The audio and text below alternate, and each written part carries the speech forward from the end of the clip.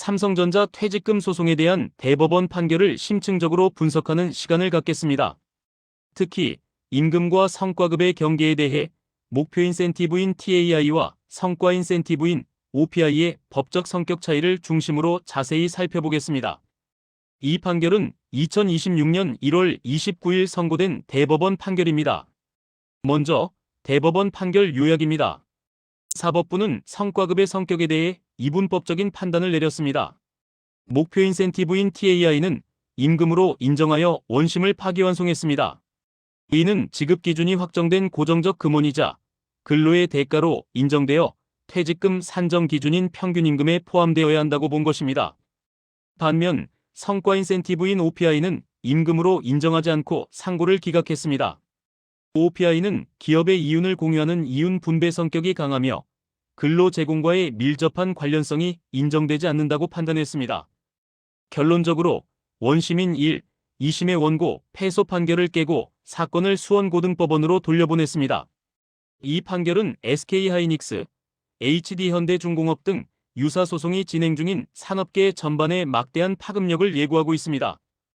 이 소송의 쟁점 핵심은 퇴직금 산정의 기준이 되는 평균임금의 범위였습니다. 퇴직금은 평균임금, 즉 직전 3개월의 임금의 근속연수를 곱하여 산정됩니다. 여기서 쟁점은 TAI와 OPI가 이 평균임금에 포함되어야 하는지 여부였습니다. 소송 배경을 말씀드리자면 삼성전자 퇴직자 15명이 사측이 경영성과급인 TAI와 OPI를 제외한 채 퇴직금을 산정했다며 2019년 6월 미지급분 청구 소송을 제기했습니다. 기존 관행과 원고 주장이 달랐던 것인데 사측은 성과급을 은혜적 금품 혹은 경영성과 분배로 보아 임금에서 제외해왔지만 원고들은 이를 정기적인 임금으로 주장했습니다. 두 가지 성과급의 정의를 살펴보겠습니다. 목표 인센티브, 즉 TAI는 타겟 어치브먼트 인센티브의 약자입니다. 정의는 각 사업부문이나 사업부의 목표 달성 여부에 따라 지급되는 성과급입니다. 산정 방식은 상여기초금액, 즉 월 기준급의 120%의 부서별 지급률을 곱하는데 이 지급률은 최대 100%입니다. 상한선은 월 기본급의 최대 200%이며 그 성격은 생산성 목표 달성을 독려하는 것으로 반기별로 지급됩니다. 다음으로 성과 인센티브, OPI는 오버롤 퍼포먼스 인센티브의 약자입니다. 소속 사업부의 연간 초과 이익을 재원으로 배분하는 것이 정의입니다. 산정 방식은 EVA, 즉 경제적 부가가치의 20%를 재원으로 활용합니다. 변동폭은 연봉의 0에서 50% 범위 내에서 크게 변동하며 마이너스일 경우에는 지급되지 않습니다. 그 성격은 초과 이익의 공유이며 연 1회 지급됩니다. 그렇다면 법적으로 무엇이 임금을 구성하는지 그 판단 기준을 살펴보겠습니다. 첫째는 지급 의무입니다. 취업규칙이나 단체 협약 등에 의해 사용자에게 지급 의무가 지워져 있는가 하는 점입니다. 둘째는 정기성 계속성입니다. 계속적이고 정기적으로 지급되었는가 하는 것입니다.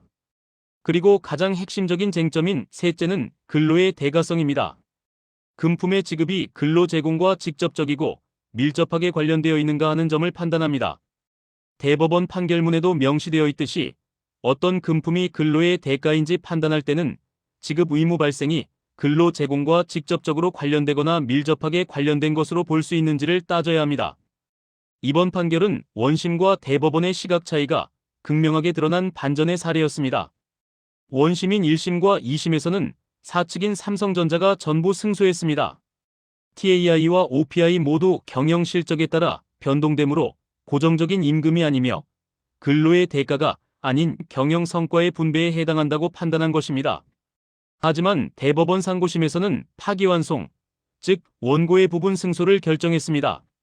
TAI 목표 인센티브는 임금으로 인정하여 제도화된 임금체계 내의 변동급이며 근로의 대가가 맞다고 보았습니다.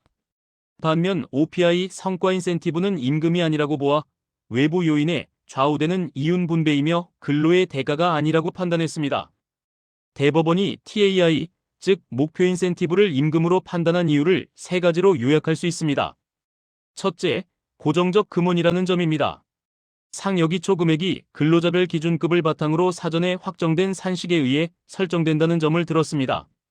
둘째, 지급 의무입니다. 취업 규칙의 지급 기준이 미리 정해져 있고 계속적이고 정기적으로 지급되어 왔다는 점입니다. 그리고 가장 핵심적인 논리는 셋째, 근로와의 밀접성입니다. 평가 항목인 전략과제 이행과 매출은 근로 제공의 양과 질에 비례하며 근로자가 노력하면 목표 달성 여부를 어느 정도 관리하고 통제할 수 있다고 보았습니다. 이는 경영 성과의 사후적 분배가 아니라 근로 성과의 사후적 정산 성격이라고 판단한 것입니다. 그렇다면 OPI 성과 인센티브는 왜 임금이 아닌 것으로 판단했을까요? 세 가지 주요 포인트가 있습니다. 첫째, EVA 경제적 부가가치의 특성입니다. EVA는 근로 제공 외에도 자본 비용, 시장 상황, 환율, 경영 판단 등 다양한 외부 요인이 결정적인 영향을 미칩니다. 둘째, 통제 불가능성입니다. 근로자가 아무리 열심히 일해도 외부 요인, 예를 들어 원자재 가격 급등 등으로 EVA가 마이너스가 되면 OPI는 지급되지 않습니다. OPI는 0에서 50%라는 큰 변동폭을 가지고 있습니다. 셋째, 이윤 분배 성격입니다. 이는 근로의 대가라기보다는 회사가 얻은 경영 성과, 즉 초과 이익을 직원들과 공유하는 성격이 강하다고 보았습니다. 따라서 지급 의무가 규정에 있다 하더라도 근로 제공과 직접적이고 밀접하게 관련된 것으로 보기는 어렵다는 것이 대법원의 판단이었습니다. 목표 인센티브 TAI와 성과 인센티브 OPI의 법적 성격을 비교 분석한 표입니다. 재원 및 기준 면에서 TAI는 부서별 목표 달성률, 즉 전략과제나 매출 등을 기준으로 하는 반면 OPI는 EVA, 즉 세후 영업이익에서 자본 비용을 뺀 것을 기준으로 합니다. 근로자 통제 가능성은 TAI가 근로의 양과 질에 비례하여 높지만 OPI는 외부 요인의 영향이 커서 낮습니다. 변동성 또한 TAI는 최대 200%로 상대적으로 적은 반면 OPI는 0에서 50%까지 매우 크고 미지급될 가능성도 있습니다. 이에 대한 대법원 판단은 TAI는 임금에 해당하여 평균 임금에 포함되지만 OPI는 임금이 아니며 경영 성과 분배로 본다는 것입니다. 이번 판결은 판례의 흐름에 있어 중요한 전환점을 마련했습니다. 과거 2018년 대법원 판례에서 공공기관 경영평가성과급을 평균 임금으로 인정한 바 있습니다. 그리고 이번 2026년 1월 29일 삼성전자 대법원 판례는 사기업 성과급을 근로의 대가성 유무로 엄격히 분리했습니다. 같은 날 선고된 서울보증보험의 특별성과급 사례에서는 임금을 부정했는데 이는 관행적인 지급 의무가 없고 순이익 분배 성격이 강하다는 이유였습니다. 이러한 판례의 진화는 단순히 성과급 임금이라는 공식이 아닌 개별 근로의 결과인가, 기업 전체 자본의 결과인가를 따지는 정밀한 기준을 확립했다는 데 의미가 있습니다. 이 판결은 산업계 전반에 막대한 파급 효과를 가져올 것으로 예상됩니다. 이미 SK하이닉스, HD현대중공업 등 주요 대기업에서 유사 소송이 진행 중이며 이번 판결은 이들 소송에 직접적인 영향을 미칠 것입니다. 예를 들어 LG디스플레이의 경우 생산 목표나 할당량 달성형 인센티브, 즉 TAI와 유사한 형태의 성과급은 패소 가능성이 높아 퇴직금 재산적 및 충당금 적립이 필요할 수 있습니다. 반면 순이익 공유형 인센티브, OPI와 유사한 형태는 승소 가능성이 높아 이윤 분배 논리를 강화할 수 있을 것입니다. 이는 많은 기업들에게 연쇄적인 소송을 예고하고 있습니다.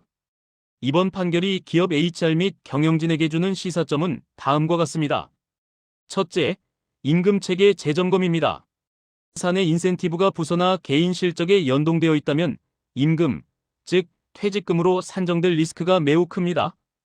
둘째, 규정 명확화입니다. 성과급의 재원이 순수 경영 이익, 예를 들어 EVA나 당기순이익임을 명시하고 외부 요인의 영향을 규정에 구체적으로 반영해야 합니다. 셋째, 퇴직금 리스크 관리입니다.